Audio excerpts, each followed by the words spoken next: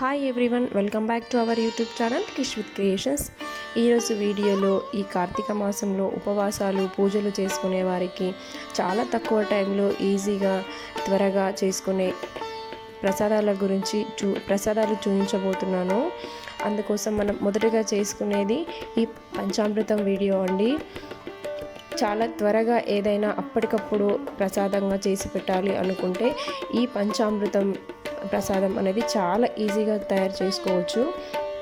అందుకోసం మనకు ఇంట్లో ఏ పళ్ళు అయితే అవైలబుల్గా ఉంటాయో అవన్నీ వాడుకోవచ్చండి. అచ్చంగా మనం గుళ్ళో పెట్టే ప్రసాదంలా రావాలి అంటే ఇలా ఒకసారి ట్రై చేయండి. అందుకోసం నేను ఇక్కడ 1 కప్పు కాచి చల్లార్చిన పాలు తీసుకున్నానండి. తర్వాత 1 కప్పు పెరుగు తీసుకున్నాను. మీరు కావాలంటే పచ్చి పాలు కూడా తీసుకోవచ్చు. 1 కప్పు పాలు మరియు 1 కప్పు పెరుగు తీసుకున్న తర్వాత నేను ఇక్కడ 1 యాపిల్ పండును, దానిమ్మ పళ్ళు మరియు ఆరెంజెస్ తీసుకున్నాను. మీకు ఇంట్లో ఏ పళ్ళు ఉంటే అవన్నీ తీసుకోవచ్చండి. ఇవన్నీ వేసి మనం కలుపుకోవాలి. ఇక్కడ నేను ఆరెంజెస్, యాపిల్, దానిమ్మ ఈ పళ్ళు అన్నీ ముందుగానే ఇలా తీసి పెట్టుకొని ఒకదాని తర్వాత ఒకటి వేసి మనం ఇందులో కలుపుకోవాలి. ఇక్కడ ముందుగా కట్ చేసి పెట్టుకున్నటువంటి 1 అరటిపండును కూడా నేను తీసుకున్నాను. దాని తర్వాత 1 స్పూన్ నెయ్యి వేసుకోవాలి.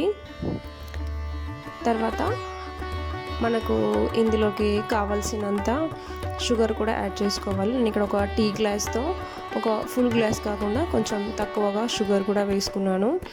దాని తర్వాత మనం ఇక్కడ 1 స్పూన్ తేనె కూడా ఇందులో వేసి కలుపుకోవాలి. అంతేనండి, చాలా సింపుల్గా ఈజీగా చేసుకునే ఈ పంచామృతాన్ని ఒకసారి ఈ పండ్ల పంచామృతాన్ని ఇలా ట్రై చేయండి.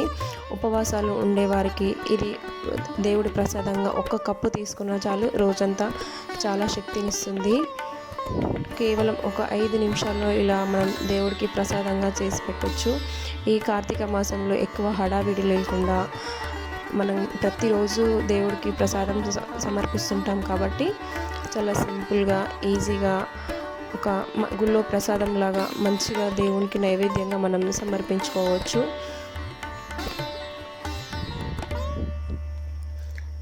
తర్వాత ఇక్కడ మనం చూపించబోయేది సగ్గుబియ్యం పాయసం అండి. ఈ సగ్గుబియ్యం పాయసం కూడా ఎక్కువ టైం తీసుకోకుండా చాలా ఈజీగా త్వరగా చేసేసుకోవచ్చు. అందుకోసం నేను ఇక్కడ 4 టేబుల్ స్పూన్ దాకా సగ్గుబియ్యం తీసుకున్నాను. వీటిని మనం శుభ్రంగా కడిగి పెట్టుకోవాలి. ఇక నేను వాటర్ వేసి 1కి 2 సార్లు మనం శుభ్రంగా కడిగి పెట్టుకుందాము. ఇలా కడిగి పెట్టుకున్నటువంటి ఈ సగ్గుబియ్యాన్ని మనం మళ్ళీ కొంచెం వాటర్ వేసి 3 అవర్స్ దాకా లేదా మీకు వీలున్నంత 2 అవర్స్ వరకు నానబెట్టి పెట్టుకోవాలి. తర్వాత నేను ఇక్కడ 1/2 లీటర్ దాకా పాలు తీసుకున్నాను. ఈ పాలను మనం వేడి చేసుకోవాలి. ఆ పాలు వేడయ్యేలోపు ఇక్కడ సపరేట్గా ఒక ప్యాన్ తీసుకొని అందులోకి 2 టేబుల్ స్పూన్స్ నెయ్యి వేసుకొని అందులోకి మనకు కావాల్సిన డ్రై ఫ్రూట్స్ ఇలా ఫ్రై చేసుకోవాలి. ఆ నెయ్యిలో ఇలా మంచిగా మనకు ఈ డ్రై ఫ్రూట్స్ వేగిన తర్వాత తీసి పక్కన పెట్టుకోవాలి. అంతలోపు మనకి ఇక్కడ మనం వేడి చేస్తున్నటువంటి ఈ పాలు మరుగుతుంటాయి. 1 పొంగు కూడా ఆనిస్తే చాలండి. ఈ మనం నానినటువంటి ఈ సగ్గుబియ్యాన్ని చూసారా ఇలా మెత్తగా అవుతుంది మంచిగా. ఆ సగ్గుబియ్యాన్ని తీసుకొని మనం మరిగే పాలల్లో వేసుకోవాలి. వేసి ఇలా ఒకసారి కలుపుకోవాలి. ఈ సగ్గుబియ్యం వేసిన తర్వాత 5 మినిట్స్ లోపు ఉడికితే చాలండి. ఆల్రెడీ మనకు నాని ఉన్నాయి కాబట్టి ఎక్కువ అవసరం లేదు. చూసారా ఇలా మెత్తగా ఉడికిపోతుంది. కొద్దిసేపటికే 5 మినిట్స్ ఉడికితే చాలు. ఇప్పుడు మనకు అందులో కావాల్సినంత షుగర్ వేసుకోవాలి. నేను ఇక్కడ 1/2 కప్పు షుగర్ దాకా వేస్తున్నాను. ఈ షుగర్ వేసి ఈ షుగర్ కరిగేంత వరకు ఒకసారి ఇలా మనం కలుపుకోవాలి. ఇది కలుపుకున్న తర్వాత మనం ముందుగా వేయించి పెట్టుకున్నటువంటి ఈ డ్రై ఫ్రూట్స్ని ఈ సగ్గుబియ్యం పాయసంలోకి వేసి మనం కలుపుకోవాలి. అంతేనండి, చాలా సింపుల్గా 5 నిమిషాల్లో మనం దేవుడికి నైవేద్యంగా పెట్టే ఈ సగ్గుబియ్యం పాయసాన్ని చాలా ఈజీగా చేసి పెట్టవచ్చు. చూసారా ఇలా అవుతుంది మనకి. ఎక్కువ టైం తీసుకోకుండా చేసుకునే ఈ సగ్గుబియ్యం పాయసాన్ని ఒకసారి ఇలా ట్రై చేయండి. తర్వాత ఈజీగా చేసుకునే ప్రసాదాలలో ఈ చింతపండు పులిహోర ఒకటండి. ఇప్పుడు ఆ చింతపండు పులిహోరను కూడా ఎలా చేయాలో చూద్దాం. అందుకోసం నేను ఇక్కడ ఒక పెద్ద నిమ్మకాయ సైజ్ అంతా చింతపండు తీసుకున్నాను. దీన్ని మనం 1-2 సార్లు వాటర్ వేసి మనం వాష్ చేసి పెట్టుకోవాలి. తర్వాత నేను ఇక్కడ వేడి నీళ్ళల్లో వేసి నానబెడుతున్నాను. వేడి నీళ్ళు వేసి నానబెట్టడం వల్ల ఆ చింతపండు అనేది తొందరగా నానిపోతుంది. తర్వాత ఇక్కడ పులిహోర కోసం నేను 1 గ్లాస్ రైస్ తీసుకుంటున్నాను. ఈ రైస్ని నేను కుక్కర్లో వేయకుండా నార్మల్గా గిన్నెలోనే ఉడకబెడుతున్నాను. 1 గ్లాస్ రైస్ తీసుకొని 2 సార్లు వాటర్ వేసి కడిగి, తర్వాత 1 గ్లాస్కి 1.5 గ్లాస్ వాటర్ వేసి ఉడకబెట్టుకోవాలి. అప్పుడే మనకు ఆ అన్నం అనేది పొడి పొడిగా వస్తుంది. ఆ రైస్ ఉడికేలోపు మనం ఇక్కడ నానబెట్టుకున్న చింతపండుని రసంగా తీసి పెట్టుకుందాము. తర్వాత ఇక్కడ చూసారు కదా, రైస్ అనేది ఉడికిపోయింది. మనం అయినటువంటి రైస్ని ఇక్కడ మనం చల్లగా చేసుకోవాలి. పూర్తిగా చల్లగా చేసుకున్న తర్వాత ఇక్కడ మనం ఆ పులిహోర చేసుకోవడానికి తాలింపు వేసుకుందాం. అందులో ఆయిల్ వేసుకోవాలి. ఆయిల్ హీట్ అయిన తర్వాత 1 స్పూన్ జీలకర్ర, ఆవాలు, పచ్చిశనగపప్పు, తర్వాత పచ్చిమిర్చి,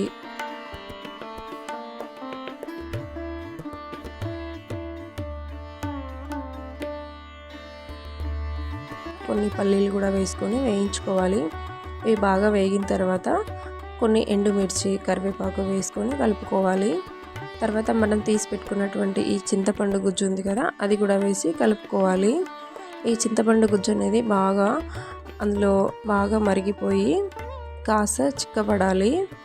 తర్వాత ఇది బాగా మనం కలుపుకుంటూ అందులో కాస్త పసుపు, మన రైస్కి తగ్గట్టుగా సాల్ట్ వేసి కలుపుకోవాలి. తర్వాత మనం చల్లారబెట్టుకున్నటువంటి ఈ రైస్ని తీసుకొని మనం వేసుకున్న తాలింపులో వేసి బాగా కలుపుకోవాలి. ఈ చింతపండు రసం అనేది రైస్కి పట్టేలాగా మొత్తం అంతా బాగా కలుపుకోవాలి. ఈ పులిహోర రెడీ అయిపోయినట్టే అండి. మొదటిసారి ఇలా ట్రై చేయండి.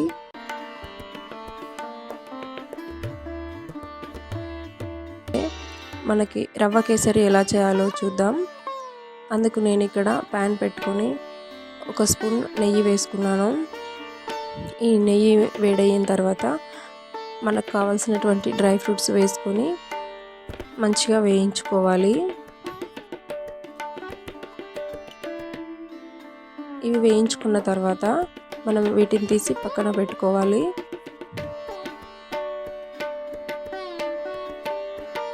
ఇప్పుడు అందులోకే నేను ఇక్కడ 1 టీ గ్లాస్ బొంబాయి రవ్వ తీసుకుంటున్నాను.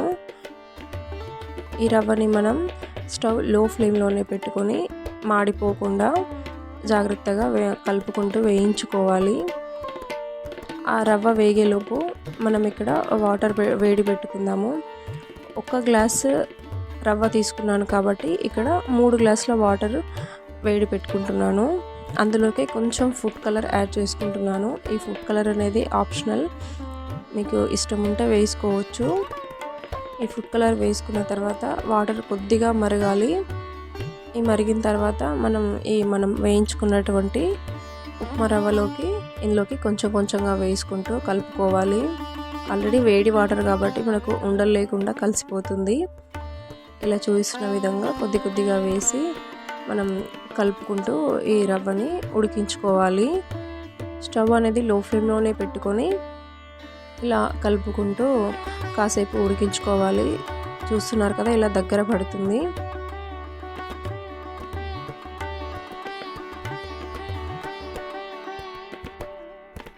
అందులోకి మనం ముందుగా ఫ్రై చేసి పెట్టుకున్నటువంటి ఈ డ్రై ఫ్రూట్స్ను వేసి కలుపుకోవాలి.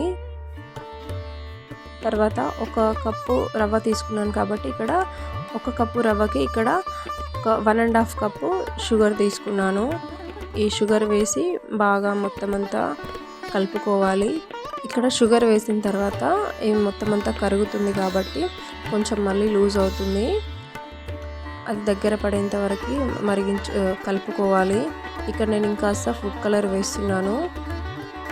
జస్ట్ కలర్ కోసం మాత్రమే ఇక్కడ ఫుడ్ కలర్ యాడ్ చేసుకుంటున్నాము.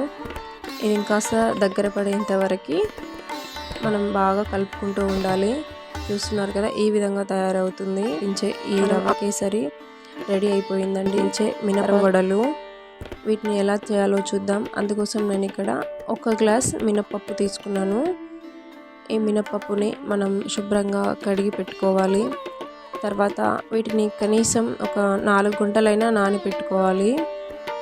అప్పుడే మనకు వడలు అనేవి చాలా బాగా వస్తాయి. ఇవి నానబెట్టుకున్న తర్వాత మనకి ఇక్కడ చూపిస్తున్నాను, ఈ మినపప్పు అనేది మనకు ఒక 4 గంటల నానిన తర్వాత పూర్తిగా వాటర్ అంతా వడకట్టుకొని వాటర్ లేకుండా ఈ మినపప్పుని మనం మిక్సీ పట్టుకోవాలి. అందులోకి ఒక చిన్న అల్లం ముక్క, పచ్చిమిర్చి, తగినంత సాల్ట్ వేసుకొని మనం మిక్సీ పట్టుకోవాలి. ఇందులోకి మనం వాటర్ వేయకుండా చాలా చిక్కగా జాగ్రత్తగా కలుపుకోవాలి.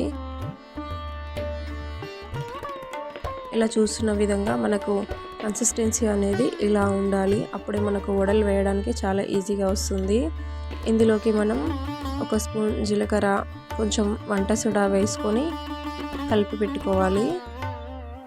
ఇప్పుడు మనం ఒక ప్యాన్ తీసుకొని అందులోకి డీప్ ఫ్రైకి సరిపడా ఆయిల్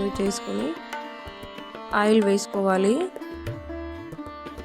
ఒకసారి ఇలా పిండినంతా కలుపుకొని మనం ఇలా చెయ్యితోనే ఇలా వడలు వేసుకోవాలి.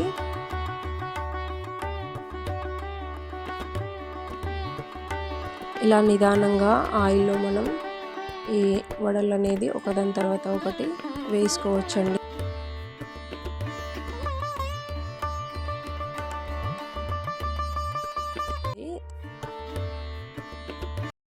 బెల్లం అన్నం అండి, అందుకోసం నేను ఇక్కడ 1 కప్పు రైస్ తీసుకున్నాను. మనం 2 సార్లు వాటర్ వేసి శుభ్రంగా కడిగి పెట్టుకొని 1 కప్పు రైస్కి 3 కప్పుల వాటర్ తీసుకొని మనం ఉడకబెట్టుకోవాలి. అప్పుడే మనకు రైస్ అనేది బాగా వస్తుంది. తర్వాత మనం ఇందులోకి బెల్లం కరిగించుకుందాం. ఇక్కడ నేను 1 కప్పు రైస్కి 1.5 కప్పు బెల్లం తీసుకున్నాను. అందులోకి మనం ఒక 1/2 కప్పు వాటర్ వేసి ఈ బెల్లాన్ని మనం కరిగించుకుందాం. పాకం రానవసరం లేదు, జస్ట్ మనకి ఇది కరిగితే చాలు. తర్వాత మనం ఇక్కడ ఈ బెల్లం అన్నంలోకి తాలింపు వేసుకుందాము.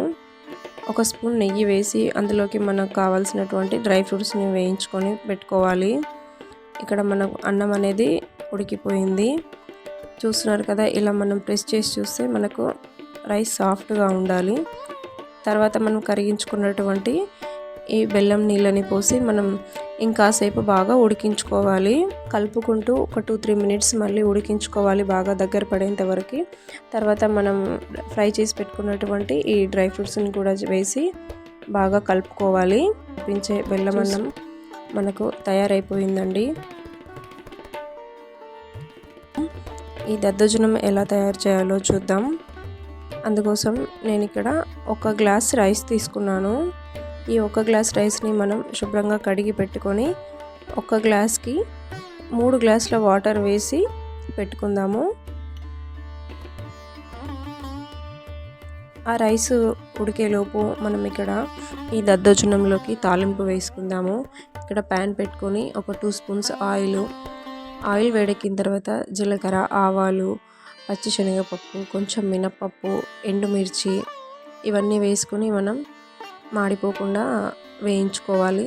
తర్వాత నేను ఇక్కడ మనం రైస్కి తగ్గట్టుగా సాల్ట్ వేసుకోవాలి. ఒక 1/2 స్పూన్ దాకా ఇంగువ కూడా వేసి ఈ తాలింపు వేసుకుందాము. ఇక్కడ మనకు రైస్ అనేది ఇలా సాఫ్ట్గా ఉడికిపోయింది. మనం వేడిగా ఉన్నప్పుడే ఈ రైస్ని ఇలా కొంచెం స్పూన్తో మెత్తగా చేసుకోవాలి. అప్పుడే మనకు ఇది దద్దోజనం బాగుంటుంది. తర్వాత నేను ఇక్కడ రైస్ వేడిగా ఉన్నప్పుడే 1 కప్పు పాలు తీసుకొని మనం అందులో వేసి బాగా కలుపుకోవాలి. పాలు వేసి రైస్ అంతా ఇలా మెత్తగా అయ్యేలాగా కలుపుకోవాలి. తర్వాత మనం ఈ రైస్ అనేది పూర్తిగా చల్లారిన తర్వాతనే పెరుగు అనేది వేసుకోవాలి. ఇక్కడ నేను 1 కప్పు పెరుగు వేసుకున్నాను. అన్నం వేడిగా ఉన్నప్పుడు ఈ పెరుగు కలిపితే అది విరిగిపోతుంది కాబట్టి రైస్ చల్లబడ్డ తర్వాత కలుపుకోవాలి. తర్వాత మనం తయారు చేసి పెట్టుకున్నటువంటి ఈ తాలింపును కూడా వేసి కలుపుకోవాలి. అంతేనండి, అమ్మవారి దద్దోజనం కూడా రెడీ అయిపోయింది. ఇప్పుడు మనం సేమియా పాయసం ఎలా చేయాలో చూద్దామండి. అందుకోసం నేను ఇక్కడ ప్యాన్ పెట్టుకొని నెయ్యి వేసుకున్నాను. ఈ నెయ్యి కరిగిన తర్వాత మనం ముందుగా ఈ డ్రై ఫ్రూట్స్ని వేయించుకొని పెట్టుకుందాము. ఇక నేను జీడిపప్పు కిస్మిస్లని వేసి వేయించుకుంటున్నాను. ఇవి మాడిపోకుండా మనకి వేయించుకున్న తర్వాత ఈ నెయ్యిలోంచి సపరేట్ చేసి తీసి పెట్టుకుందాము. ఇలా సపరేట్ చేసుకొని పెట్టుకోవాలి. తర్వాత నేను ఇప్పుడు ఇందులోకే 1 కప్పు సేమియా తీసుకుంటున్నాను. వీటిని మనం లో ఫ్లేమ్లోనే పెట్టుకొని నెమ్మదిగా చాలాసేపు వేయించుకోవాల్సి ఉంటుంది. ఇలా కలుపుకుంటూ బాగా వేయించుకోవాలి. కాస్త కలర్ చేంజ్ అయ్యేంత వరకు కూడా మనం ఇలా కలుపుతూనే ఉండాలి. ఇందులోకి మనం ఇప్పుడు ఒక కప్పు సేమియా తీసుకుంటాం కాబట్టి ఒక 2 కప్స్ పాలు తీసుకోవాలి. 3 కప్స్ వాటర్ తీసుకోవాలి. 2 కలిపి మొత్తం అంతా ఒక 5 కప్పులు తీసుకోవాలి.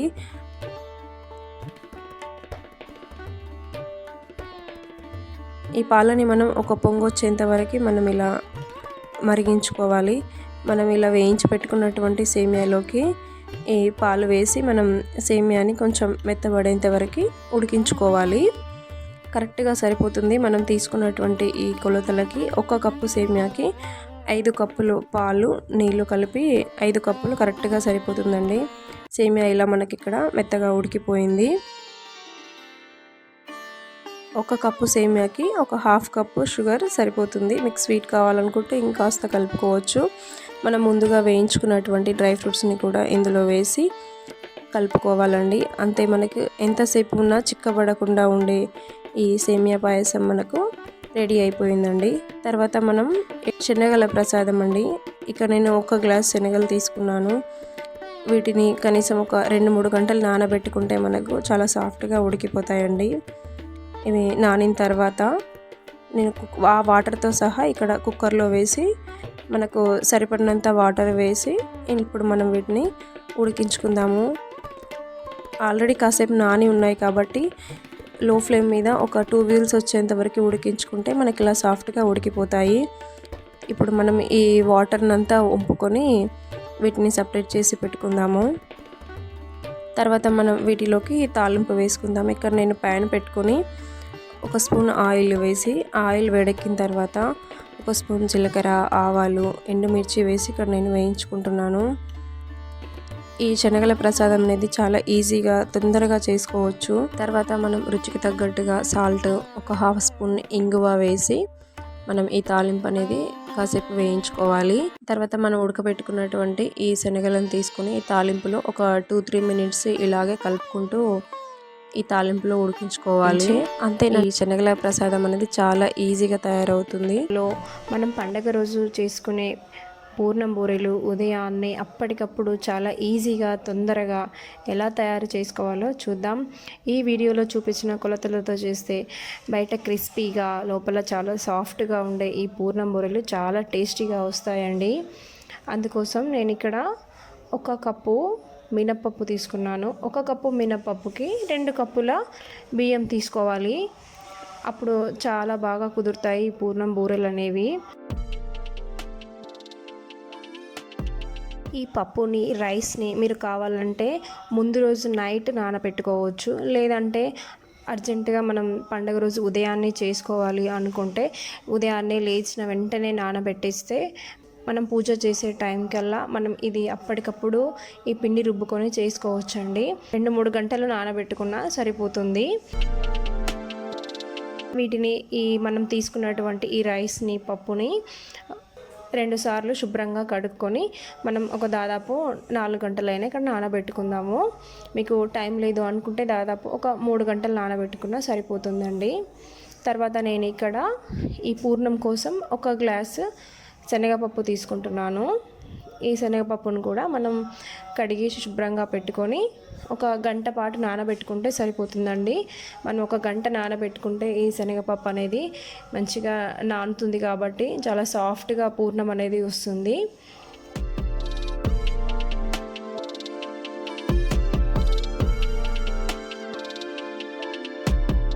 ఒక గంట తర్వాత నానిన ఈ పప్పు చూసారా, మనం చేయితో ఇలా ప్రెస్ చేస్తే కాస్త మెత్తగా అవుతుంది. అప్పుడే మనం పూర్ణం ఉడకబెట్టిన తర్వాత కూడా చాలా సాఫ్ట్గా అవుతుంది. ఈ నానబెట్టుకున్నటువంటి పప్పుని వాటర్తో సహా మనం కుక్కర్లో వేసి ఇంకా కొంచెం మనకు సరిపడంత వాటర్ కొన్ని వేసుకొని మనం మీడియం ఫ్లేమ్లో పెట్టి ఒక 2 విజిల్స్ వచ్చేంత వరకు ఉడికించుకోవాలి.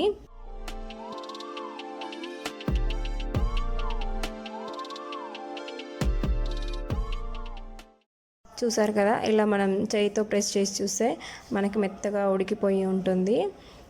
ఈ విధంగా ఉడికితే చాలు. ఈ మన ఒక స్ట్రైనర్ సహాయంతో మనం అందులోంచి వాటర్ అంతా వంపుకొని ఈ శనగపప్పు అనేది సపరేట్ చేసుకోవాలి. చూసారు కదా, ఇప్పుడు చూస్తుంది మనం నానబెట్టుకున్నటువంటి మినపప్పు రైస్ని కూడా వాటర్ అంతా వంపేసి వాటర్ ఏమాత్రం లేకుండా ఓన్లీ ఆ పప్పు రైస్ మాత్రమే మనం మిక్సీలో వేసుకొని మిక్సీ పట్టుకోవాలి. మనం మిక్సీ పట్టేటప్పుడు ఇలా చూసుకొని కొంచెం బాగా దగ్గర పడ్డట్టుగా ఉంటే కొంచెం అంతా చూసుకుంటూ జాగ్రత్తగా కొంచెం వాటర్ కలుపుకుంటూ మనం మిక్సీ పట్టుకోవాలి. ఈ వీడియోలో చూస్తున్న విధంగా మనకు ఇలా ఉండాలి. మిక్సీ పట్టిన తర్వాత మనకు ఈ కన్సిస్టెన్సీ అనేది ఇలా రావాలి. చూస్తున్నారు కదా, మనకు లూజ్గా ఉండకుండా మనం ఇలా మిక్సీ పట్టుకోవాలి. ఇలా మనం తీసుకున్నటువంటి రైస్ పప్పు అంతా మిక్సీ పట్టుకొని తీసుకుందాం.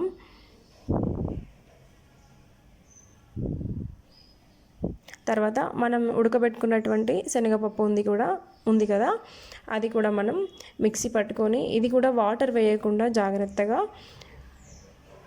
మనకు ఆ పప్పు అనేది మంచిగా మెత్తగా వీలైనంత మెత్తగా మిక్సీ పట్టుకోవాలి. ఇక్కడ మనం మిక్సీ పట్టుకున్నట్టు ఈ శనగపప్పును కూడా పక్కన తీసి పెట్టుకుందాము. తర్వాత మనం ఇక్కడ ఒక గ్లాస్ బెల్లం తీసుకున్నాను.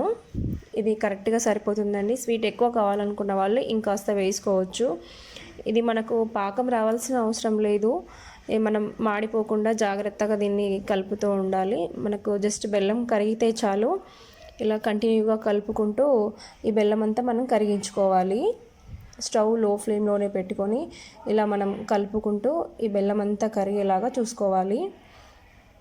ఈ బెల్లం కరిగిన తర్వాత మనం మిక్సీ పట్టుకున్నటువంటి ఈ శనగపప్పు ఉంది కదా, ఈ శనగపప్పును మనం ఇందులో వేసి బాగా ఆ బెల్లం అంతా పప్పుకి పట్టేలాగా మనం మాడిపోకుండా జాగ్రత్తగా బాగా మిక్స్ చేసుకుంటూ కలపాలి.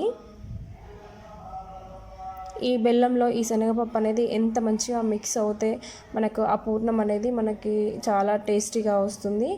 ఒక 2-3 డేస్ మనం బయట పెట్టుకున్నా కూడా అది ఖరాబ్ అవ్వకుండా ఉంటుందన్నమాట. ఇలా వీడియోలో చూస్తున్న విధంగా ఆ శనగపప్పు బెల్లం అంతా మిక్స్ అయ్యేలాగా కంటిన్యూగా స్టవ్ లో ఫ్లేమ్లో పెట్టుకొని ఇలా బాగా కలుపుతూ ఉండాలి. ఇదంతా కాస్త దగ్గర పడ్డ తర్వాత మనకి ఇందులో ఒక స్పూన్ నెయ్యి వేసి కలుపుకోవాలి. నెయ్యి వేయడం వల్ల మంచి ఫ్లేవర్ వస్తుంది. అందుకోసమే ఇందులో ఒక స్పూన్ నెయ్యి వేసి ఇదంతా మిక్స్ అయ్యేలాగా కలుపుకోవాలి. ఇక్కడ నేను ఫ్లేవర్ కోసం ఒక స్పూన్ కొంచెం అంత యాలకులు దంచి ఇక్కడ యాలకుల పొడి కూడా వేస్తున్నాను. మనం వేసిన నెయ్యి యాలకులు అదంతా మిక్స్ అయ్యేలాగా కాసేపు ఇదంతా కలుపుకొని మనం స్టవ్ ఆఫ్ చేసుకోవచ్చు. చూస్తున్నారు కదా, ఇక్కడ మనం మిక్సీ పట్టుకున్నటువంటి ఈ పిండి కన్సిస్టెన్సీ అనేది మనకి ఇలా గట్టిగా ఉండాలి. ఏమాత్రం వాటర్ కొంచెం ఎక్కువైనా కూడా మనకి ఇక్కడ ఆ బూరెలు వేయడానికి బాగా సరిపోదు, మంచిగా రావు. ఇందులో టేస్ట్ కోసం నేను ఇక్కడ ఒక స్పూన్ షుగర్ వేస్తున్నాను, కొంచెం వంట సోడా కూడా వేస్తున్నాను. ఈ షుగర్ వేయడం వల్ల మంచి కలర్ వస్తుంది. అలాగే మనం తీసుకున్న పిండి కూడా చప్పగా లేకుండా మంచిగా స్వీట్గా ఉంటుంది. ఇప్పుడు ఈ పూర్ణం అంతా మనం చల్లారిన తర్వాత మనకు కావాల్సిన సైజులో చిన్న చిన్న ఉండలు చేసుకొని పెట్టుకుందాము. అంతా పూర్ణం అంతా ఉండలు చేసి పెట్టుకోవాలి. మనం ఇప్పుడు ఈ బూరెలు చేసుకోవడానికి ఒక ప్యాన్ తీసుకొని అందులో ఆయిల్ పోసుకోవాలి డీప్ ఫ్రైకి సరిపడా.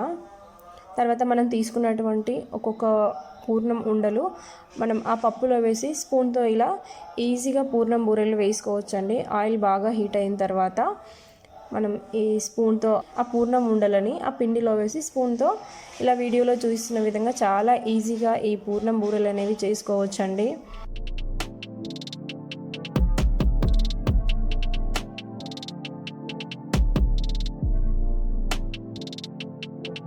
ఒకదాని తర్వాత ఒకటి ఇలా మనం పూర్ణం బూరెల్ని స్పూన్తోనే వేసుకొని చాలా ఈజీగా చేసుకోవచ్చు. మొదటిసారి చేసేవాళ్ళు కూడా చాలా ఈజీగా చేసుకోవచ్చండి.